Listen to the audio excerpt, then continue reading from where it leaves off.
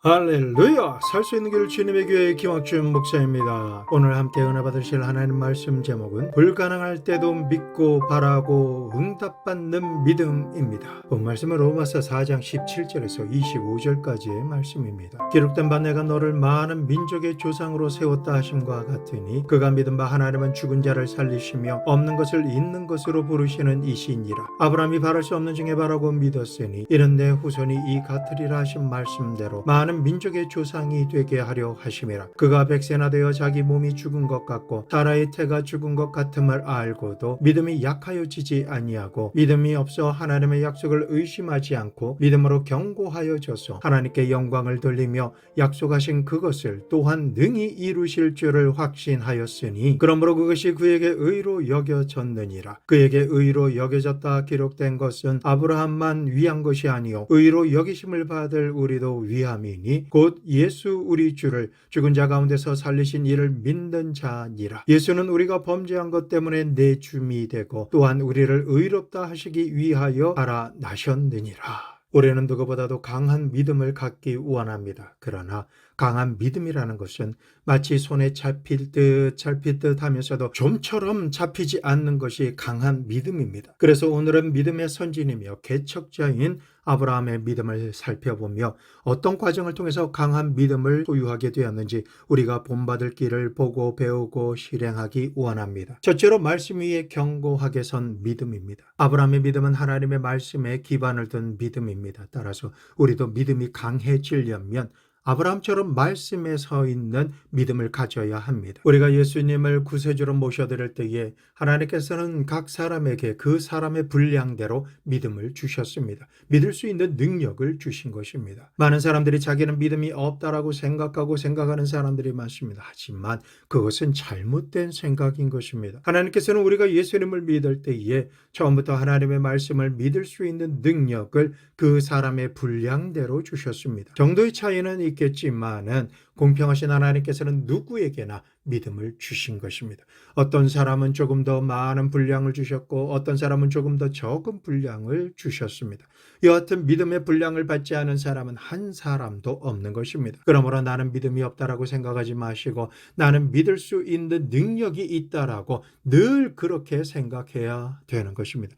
그러나 실제로 그 믿음의 능력을 사용하기 위해서는 믿을 수 있는 근거와 이유가 제공되어야만 합니다. 아무런 근거와 이유가 없이 그리고 아무 생각 없이 맹목적으로 그냥 메시지입니다 라고 아무리 외친들 소용이 없습니다. 믿음에는 반드시 믿을 수 있는 근본적인 이유가 있는데 그것은 성경 말씀입니다. 창세기로부터 요한계시록에 이르기까지 성경 66권이 하나님께서 우리에게 약속해 주신 언약의 말씀이기 때문에 그 약속의 말씀을 통해서 믿을 수 있는 근거와 이유가 우리에게 생긴 것입니다. 그러므로 이 말씀을 믿지 않고서는 우리가 믿을 수 있는 것은 아무것도 없는 것입니다. 우리가 올바른 진리의 말씀을 믿으면 크게 승리하겠지만은 거짓말을 믿으면 큰 낭패를 당하게 되는 것입니다. 사람들이 거짓된 것을 믿고 난 다음에 낭패를 당하는 사람들이 많습니다. 사람들은 종교는 다 좋은 것이다. 무슨 종교를 믿든지 상관없다. 구원받을 수 있다라고 헛소리를 합니다. 세상적으로 명성이 있고 지식을 가지고 있으며 권세와 재물이 있는 나름대로 성공한 사람들이 이렇게 말하는 것입니다. 불교나 유교, 마호메트, 힌두교 그리고 기독교를 믿든 다 똑같습니다. 그러므로 무엇이든 잘만 믿으면 됩니다. 라고 쉽게 자신의 생각을 말합니다. 그러나 종교는 다 똑같지 않습니다. 어떤 사람에게는 다 똑같고 올바르게 보일지라도 결국은 죽음과 멸망의 길이 그 종착점입니다. 그러니 종교가 다 같지 않은 것입니다. 사람들이 어떤 종교든 종교만 믿으면 구원을 받을 수 있다고 생각하는데 그것은 대단히 위험한 발상입니다. 올바로 알고 믿어야지 아무리 사람에게 믿을 수 있는 능력이 있을지라도 믿을 대상을 잘못 선택하면 파멸을 당하고 마는 것입니다. 어떤 사람은 진실되고 선하며 착하게 살면 다 구원받는다라고 말합니다. 그러나 아무리 선하고 진실되며 착하게 살아도 구원을 받지 못합니다. 요한복음 3장 6절에서 7절 말씀 육으로 난 것은 육이요 영으로 난 것은 영이니 내가 내게 거듭나야 하겠다 하는 말을 놀랍게 여기지 말라. 세상적으로 살 수밖에 없는 육신의 사람으로서는 아무리 착하게 살아도 영의 세계와는 아무런 관계가 없고 어떤 영향력도 끼치지 못합니다. 영의 세계는 영적으로 태어나야만 되는 것입니다. 영적으로 태어나는 그 길이 바로 우리 주 예수 그리스도를 나의 구주 나의 하나님으로 모시고 죄 사함을 받으며 성령으로 말미암아 죽은 영혼이 다시 살아나며 하나님과 관계를 맺는 다시 태어나는 중생의 체험을 해야지만이 비로소 구원을 받을 수 있는 것입니다. 하나님께 예수님의 은혜로 구원받지 않고는 아무리 착하고 진실되게 살아갈지라도 그 사람이 자기 스스로 구원받을 사람이 될 수가 없는 것입니다. 우리가 무엇을 믿는가? 그 믿음의 대상을 올바로 선택하지 않으면 안 됩니다. 잘못 선택하면 자기와 자기의 이웃과 대한민국을 파멸로 이끌어갈 수가 있습니다. 그러므로 우리는 참된 말을 믿어야 합니다. 자기만 살아남고 자기만 이득을 취하려고 거짓으로 선동하며 자신은 아무런 책임도 지지 않는 말을 믿어서는 안 됩니다. 우리는 참된 말을 믿어야 합니다. 참된 말은 바로 하나님의 말씀입니다. 하나님의 말씀은 거짓이 없습니다. 하나님의 말씀은 우리를 참으로 사랑하고 우리를 도와주시고 살려주시기 위해서 하신 말씀인 것입니다. 하나님의 세상을 이처럼 사랑하사 독생자 예수 그리스도를 우리를 살리시기 위해 보내주셨습니다. 사랑이란 이처럼 말한 그대로 책임을 지기 위해 대가를 지불하고 그것이 증명되어야 합니다. 그러므로 독생자 외아들도 아끼지 아니하시고 우리에게 주신 하나님께서 그 아들과 함께 그 무엇이 아까우셔서 우리에게 선물로 구하는 것을 주시지 아니하시겠습니까? 그러므로 선하신 하나님께서는 진실로 우리를 사랑하시고 우리의 영혼이 잘됨같이 범사가 잘되며 강건하게 되기를 원하시는 것입니다. 참과 거짓을 분별하기 위해 명심하시고 기억하십시오. 요한복음 10장 10절에서 12절 도둑이 오는 것은 도적질하고 죽이고 멸망시키려는 것뿐이요 내가 온 것은 양으로 생명을 얻게 하고 더 풍성히 얻게 하려는 것이라. 나는 선한 목자라. 선한 목자는 양을 위하여 목숨을 버리거니와 삭구는 목자가 아니요 양도 제 양이 아니라 이리가 오는 것을 보면 양을 버리고 달아나나니 이리가 양을 물어가고 또 해치느니라. 그러므로 다윗은 양들을 위하여 목숨도 버리시는 선한 목자이신 여호와 하나님에 대하여 말하며 이렇게 찬양합니다. 시편 23편 1절에 여호와는 나의 목자시니 내게 부족함이 없으리로다 라고 선포한 것입니다. 이처럼 좋으신 하나님께서 우리에게 주신 참된 말씀을 우리가 믿을 때 참과 거짓을 분별할 수가 있습니다. 우리가 살아가는 모든 날 세상에 속지 않고 참된 길을 걸어가며 살 수가 있게 되는 것입니다. 이 세상은 마치 미로와 같고 울창한 나무와 숲풀이 가득한 숲속과 같습니다. 자신의 생각과 지혜와 기억을 의지하면 갈 길을 찾을 수가 없습니다. 이러한 육신의 제한적인 능력으로 자기 앞길도 찾지 못하면서 수많은 다른 사람들에게 자신을 따라오라고 자기가 가는 길이 바른 길이라고 외치고들 있습니다. 성도 여러분, 수많은 외침들이 있지만은 오직 유일하게 참된 길이 되신 분은 바로 생명까지도 아끼지 아니하시고 우리를 인도해 주시는 예수 그리스도를 믿고 하나님의 말씀만을 듣고 믿으며 따라가는 그 길만이 참된 길인 것입니다. 이것을 우리가 알아야만 하는 것입니다. 믿음의 조상이 된 아브라함의 믿음이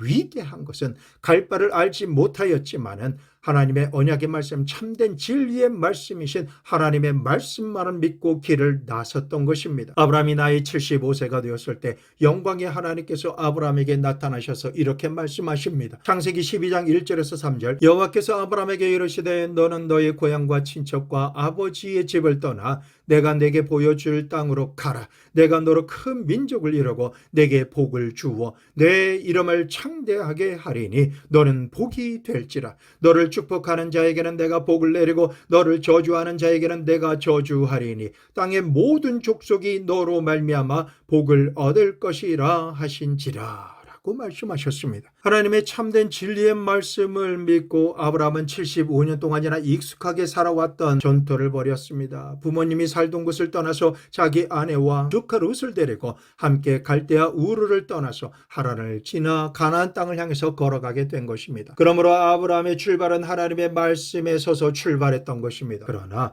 말씀을 믿고 의지하며 가나안 땅에 들어가서 보니 눈에 보이는 가나안 땅은 젖과 꿀이 흐르는 땅이 아니라 굉장한 가뭄이 다가와서 모든 것이 불타고 한 방울의 마실 물도 구하기가 어려웠습니다. 말씀을 따라 믿음으로 살아가는 신앙에는 이처럼 반드시 시련은 다가오는 것입니다. 사랑하는 성도 여러분, 하나님의 말씀을 믿고 살아가지만은 우리가 살아가는 환경이 언제나 적과 꿀이 흐르는 환경으로만 변하여 있지는 않습니다. 우리가 마음에 하나님의 말씀을 믿었으면 그 말씀을 신념으로 해서 현실에서 부딪혀오는 환경적인 운명과 대결해서 믿음으로 싸워 이기며 정복해 나가야 하는 것입니다. 육신의 눈에는 아무런 증거가 안 보이고 귀에는 아무 소리가 안 들리며 손에는 잡히는 것이 하나도 없을지라도 전능하신 하나님의 말씀에 서 있는 믿음으로 신앙생활을 하며 운명과 환경을 대적해서 승리해 나가야 되는 것입니다. 그러나 아브라함은 눈에 보이는 기근이 임한 가나안 땅의 암담한 현실에 부딪혔을 때에 하나님의 말씀을 포기해버리고 만 것입니다. 성도 여러분, 이것이 우리에게 가장 중요한 문제인 것입니다. 우리가 참된 진리이신 하나님의 말씀을 믿었으면 어떠한 환경적인 역경이 다가와도 그 말씀에 대한 신앙을 포기하면 안 됩니다. 그렇게 되면 환경이 결국에 가서는 우리의 신앙을 무너뜨리고 우리는 환경의 정복이 되고 노예가 되며 하나님께서 주시는 꿈과 소망도 모두 다 빼앗겨 버리고 마는 것입니다. 환경을 바라보고 어려우니까 자신에게 주신 하나님의 말씀에 대한 믿음을 포기해버리면 하나님에 대한 믿음도 포기해버리고 마는 것입니다. 그러면 그때부터 삶에 문제가 생기는 것입니다. 아브라함은 말씀에 대한 굳은 신념으로 고향 산천 친척 본토 아비집을 떠나서 가나안까지 왔지만 가나안의 기근이 다가오니까 이런 환경을 바라보는 순간에 말씀을 믿는 믿음을 포기해버리고 하나님에 대한 믿음도 포기한 상태에서 자기 스스로 살 길을 찾아 애굽 땅으로 내려간 것입니다. 기근으로 인해 하나님의 말씀을 믿지 않고 하나님을 믿는 신앙을 포기했기 때문에 자기의 지혜와 지식과 총명으로만 살아야 되겠다라고 결심하고 가나안 땅을 떠나서 애굽 땅으로 내려가서는 애굽의 왕이 자기 아내의 미모를 보고 자기를 죽이고 아내를 빼앗아갈까봐 아브라함의 아내를 데려다가 아내를 삼으려고 할 때에 자기 아내를 주지하지 않고 내 동생이라고 말하며 자기가 살아남기 위해 애굽 왕에게 자신의 아내를 시집 보내었습니다. 이런 모든 일들은 진실로 하나님에 대한 믿음을 환경으로 보고 너무 쉽게 포기한 결과인 것입니다. 그러므로 말씀에 대한 믿음을 가질 때에 우리는 그 말씀을 끝까지 부여잡고 살아야 합니다. 환경을 바라보고 환경이 여의치 않다고 해서 말씀을 믿는 신앙을 포기해버리면 우리는 창조적인 능력이 나타나는 신앙생활을 할 수가 없는 것입니다. 아브라함이 그렇게 믿음을 저버린 삶을 살았을지라도 그의 신앙이 연약한 것을 발견하신 하나님께서는 아브라함에게 말씀에 대한 연약한 믿음을 보완해 줄 수 있는 길을 발견하도록 도와주셨습니다. 그것이 바로 두 번째 바라봄의 법칙입니다. 말씀에 대한 믿음에 바라보는 대로 되어지는 바라봄의 법칙을 더해 주신 것입니다. 하나님의 말씀만을 믿음으로 붙들었지만 환경이 어려워지니까 순식간에 말씀에 대한 믿음을 포기해버리고 인간의 지혜와 총명과 판단과 힘을 의지하고 세상적인 방법을 선택하며 세상에 나가다가 큰 수치와 낭패와 곤란을 당했기 때문에 하나님께서는 아브라함에게 말씀에 대한 믿음의 바라봄의 법칙을 보강할 필요가 있다는 것을 알게 되신 것이고 그래서 바라봄의 법칙을 아브라함에게 가르치셨습니다. 아브라함은 애굽에서 수치와 위기를 당하고 있다가 하나님의 도와주심으로 인해 애굽에서 벗어나 이제 막 가나안 땅으로 돌아왔을 때에 하나님께서는 아브라함을 부르셨습니다. 아브라함아, 이 가나안 땅을 너와 내 자손에게 주겠다라고 약속했지만 너는 약속의 말씀을 믿는 것을 너무 쉽게 포기했다. 그러므로 내가 언약의 말씀을 믿을 수 있도록 보강해 주겠다. 너는 높은 곳으로 올라오라. 이에 아브라함은 높은 언덕으로 올라갔습니다. 그러자 하나님께서 아브라함에게 이렇게 말씀하셨습니다. 아브라함아, 너의 눈을 들어서 동서남북을 바라보라. 아브라함이 눈을 들어서 동서남북을 멀리까지 바라보았습니다. 그러자 하나님께서 말씀하시기를 내 눈으로 보는 그 땅을 너와 내 자손에게 주리니 영원히 그렇게 되리라 라고 말씀하신 것입니다. 이제는 단지 하나님의 약속의 말씀만 받지 않고 그 약속의 말씀을 눈으로 보라고 하시는 것입니다. 이것이 바로 바라봄의 법칙입니다. 마음으로 약속의 말씀을 믿을 뿐만이 아니라 육신의 눈으로 보되 마음의 눈으로 말씀하신 것이 그대로 이루어진 모습을 상상하며 바라보라는 것입니다. 그래서 아브라함은 동서남북을 실제로 자신의 눈으로 바라보았고 오늘날 아브라함이 바라본 그 땅이 이스라엘 민족이 소유한 가나안 땅이 된 것입니다. 만일 하나님께서 아브라함에게 바라보라고 하실 때에 최대한 더 멀리까지 크고 넓게 바라보았다라면 오늘날 아랍인들이 살고 있는 지역까지 하나님께서 다 주셨을지도 모를 것입니다. 그러므로 바라봄의 법칙은 이처럼 중요합니다. 믿음으로 바라보는 만큼 응답해 주시는 것입니다. 말씀만을 믿는 단계에서 하나님께서 바라보게 하시는 바라봄의 법칙을 보완해서 믿음이 흔들리지 않도록 해야 되는 것입니다. 아브라함의 나이 100세가 되고 그의 아내 사라의 나이가 90이 되었을 때 그들은 하나님의 약속의 말씀을 받습니다. 반드시 너의 몸에서 날 자식이 너의 후사가 되리라. 그러나 또다시 육신의 환경으로 말미암아 엄청난 충격을 받았습니다. 아브라함의 나이가 100세요 사라의 나이가 90인데 이 노인분들이 어떻게 자식을 잉태하고 해산할 수가 있겠습니까? 그래서 아브라함도 후사를 주시겠다라고 하는 하나님의 약속에 대한 믿음을 자신의 나이와 육신의 한계로 인해서 이미 포기한 것입니다. 그래서 하나님께서 내게 자식이 있겠다라고 말씀하실 때 아브라함은 하나님 앞에서 웃으며 말씀드립니다. 하나님이여, 이 나이 많은 늙은 노인이 어떻게 자식을 낳겠습니까? 첩에서 난 이스마엘이나 살게 하여 주시옵소서. 이렇게 말하였고 사라도 하나님의 말씀에 경수가 이미 오래전에 끊어진 자신의 몸을 생각하며 웃었습니다. 하나님의 말씀 자체만 가지고는 역경에 부딪힐 때 그 믿음은 견디지 못하고 이처럼 흔들립니다. 그러므로 사람으로서는 불가능한 환경에 부딪힐 때는 반드시 바라봄의 법칙으로 보완해야만 합니다. 그래서 아브라함이 깊이 잠들어 있던 어느 날 밤에 하나님께서 아브라함을 그가 자던 장막에서 깨워 밖으로 불러내셨습니다. 아브라함아, 아브라함아, 잠에서 깨어나라. 어서 속히 일어나서 천막에서 나오라. 그리고 밤 하늘을 쳐다보아라. 밤이 깊고 어두웠기 때문에 하늘의 많은 별들은 더욱 많이 반짝거리며 수없이 떠 있었습니다. 그것을 보시며 하나님께서 말씀하십니다. 너는 그 별들을 보며 하나하나를 헤아려 보아라. 하나님의 말씀을 들은 아브라함은 눈을 들어서 하늘의 별들을 헤아리고 또 헤아립니다. 한참 동안 별을 헤아리고 있을 때 하나님께서는 아브라함에게 이렇게 말씀하십니다. 아브라함아, 내가 지금 헤아리고 있는 수많은 별들의 숫자만큼 너의 자손들이 많아질 것이다.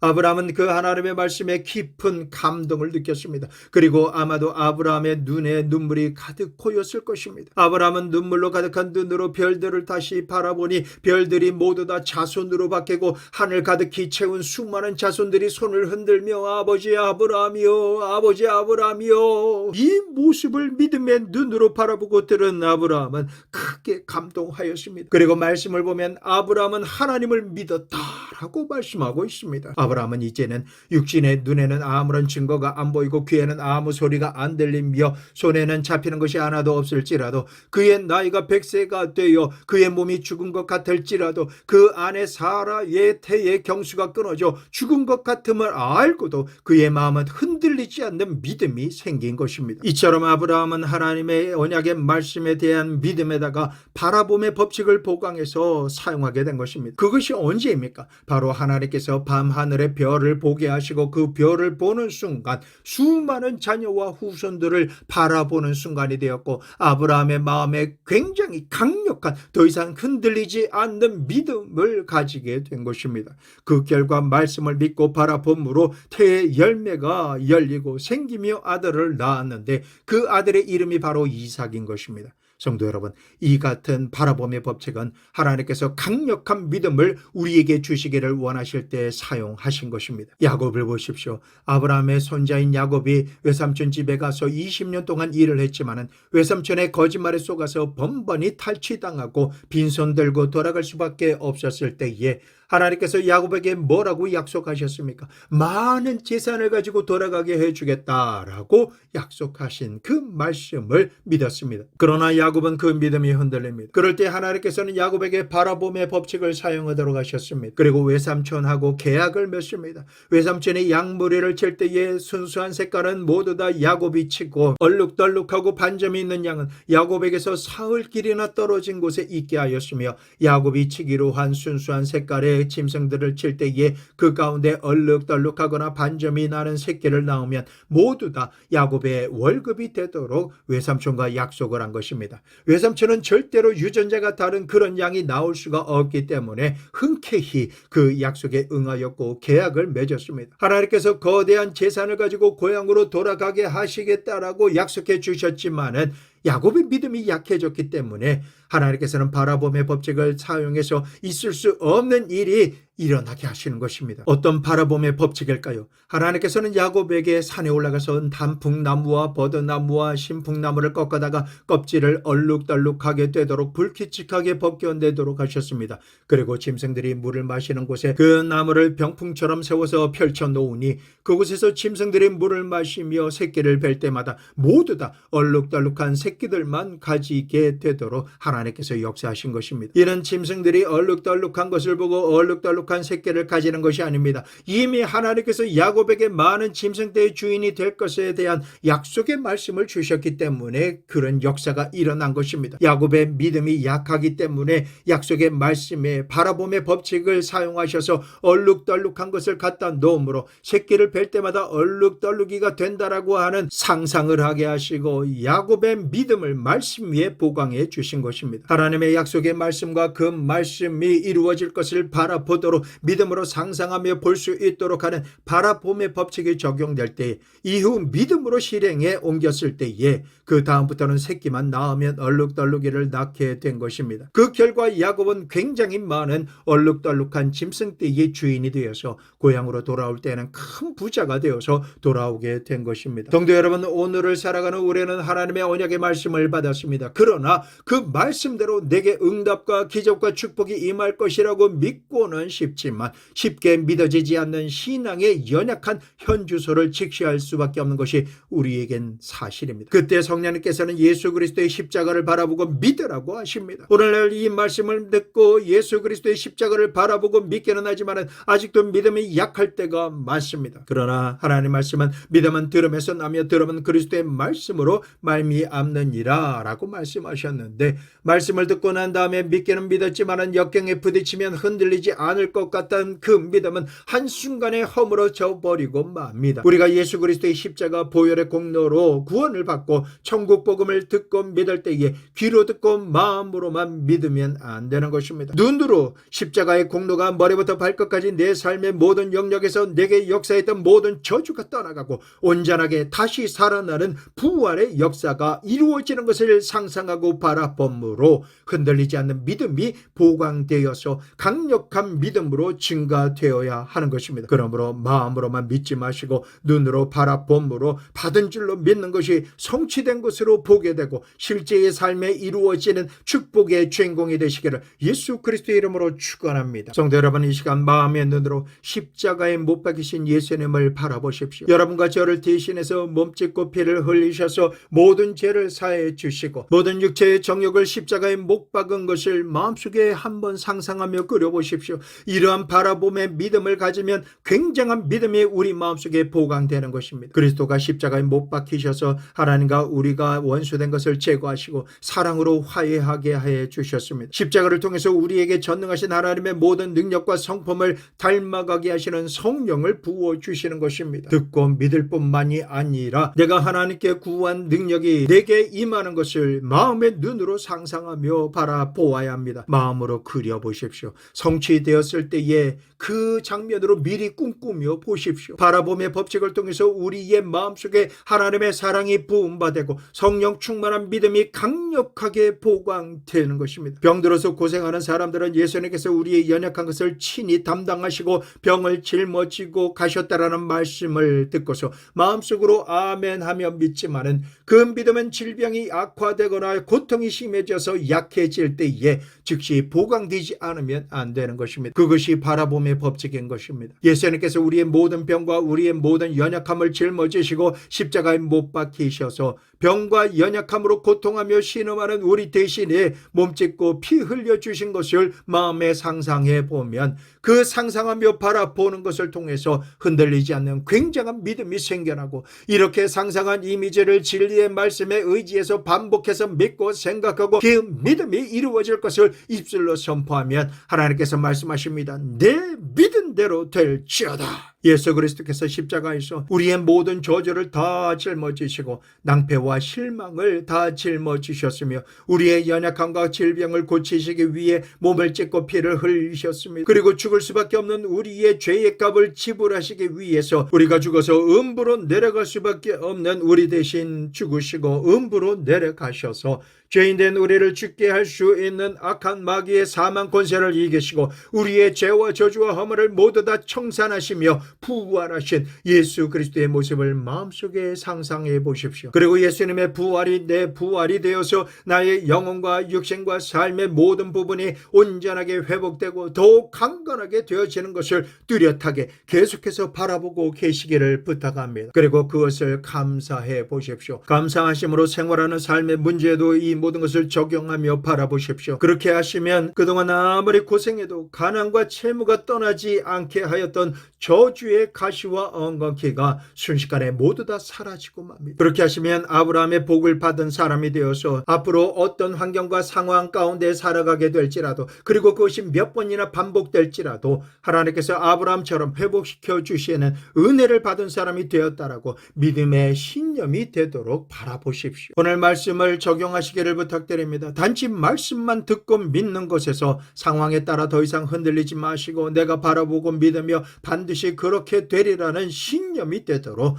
견고하고 강력하게 도와주는 바라봄의 법칙을 더하시면 굉장한 믿음의 소유자가 되는 것입니다. 우리가 살 수 있는 길은 예수님께서 십자가에서 죽으셨다가 부활하신 것을 여러분과 저의 마음속에 항상 상상하고 바라보는 것입니다. 그렇게 하시면 죽음을 이기고 부활하는 강력한 믿음의 능력이 충만하게 넘쳐나게 되는 축복의 주인공이 될 것입니다. 세 번째로 4차원의 믿음을 소유하십시오. 하나님께서 아브라함에게 보여주신 것은 밤하늘의 별들만이 아닙니다. 그 별이 내 자녀와 후손들로 변하는 것을 볼 수 있도록 하는 4차원의 믿음인 것입니다. 그러면 4차원의 믿음이란 무엇입니까? 4차원의 믿음이라는 것은 눈으로 보고 귀로 듣고 냄새 맡고 맛보며 손으로 느끼는 그러한 육신적인 감각을 초월한, 그리고 인간이 경험할 수 없는 제한된 범위를 훨씬 초월한 창조적인 하나님만이 역사하실 때 일어나는 믿음의 세계 속으로 우리가 들어가는 것, 그것이 바로 4차원의 믿음인 것입니다. 예수님께서 말씀하십니다. 마가복음 10장 27절,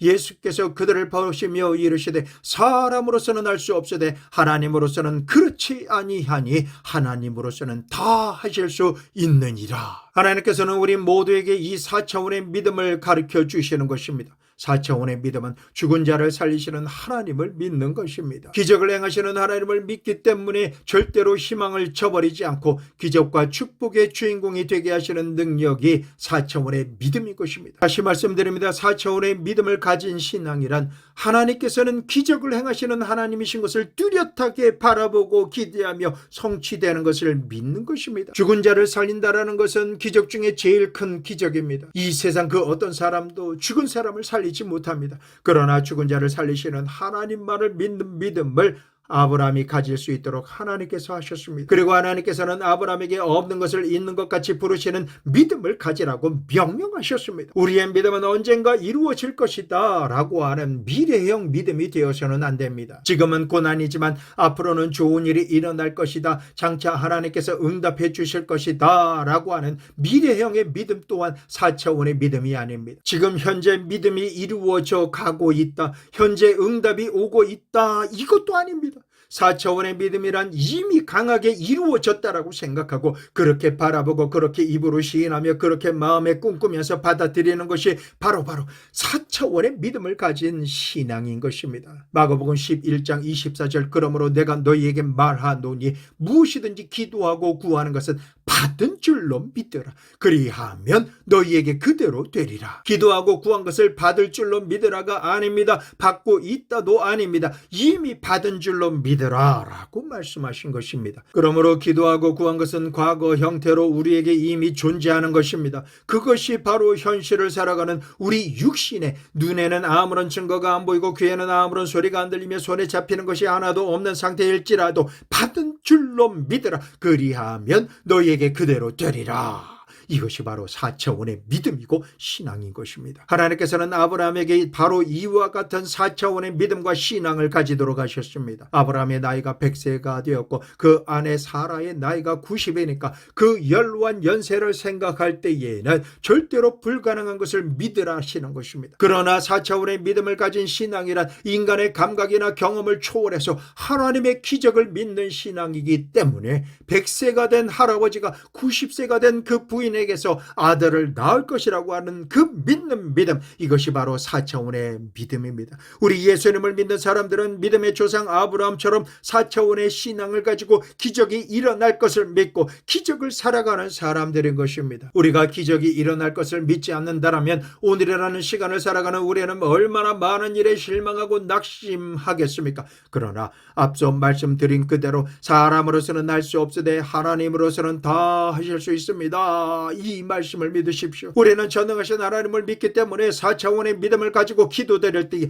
기적은 이미 일어난 것처럼 바라보고 기도하며 절대로 소망을 저버리지 않는 것입니다. 요한복음 11장 39절에서 40절, 예수께서 이르시되 돌을 옮겨 놓으라 하시니 그 죽은 자의 누인 마르다가 이르되 주여 죽은 지가 나흘이 되었으며 벌써 냄새가 나나이다. 예수께서 이르시되 내 말이 내가 믿으면 하나님의 영광을 보리라 하지 아니하였느냐 하시니, 이처럼 죽은 자라 할지라도 예수님의 말씀을 믿으면 하나님의 영광을 보게 됩니다. 이 말씀이 변함없는 진리입니다. 그리고 4차원의 믿음은 시간과 공간의 벽을 뛰어넘어서 없는 것을 있는 것 같이 받아들이는 것입니다. 그의 이름을 바꾸셔서 아브라함, 많은 민족의 아버지로, 그 부인의 이름을 사라에서 사라로, 많은 자식의 여주로 바꾼 것입니다. 하나님께서 말씀하시는 그 순간에도 아직까지 잉태도 하지 않았고 어린 아기도 자식도 없는데 하나님께서는 벌써부터 그의 이름을 많은 민족의 아버지, 많은 자식의 여주로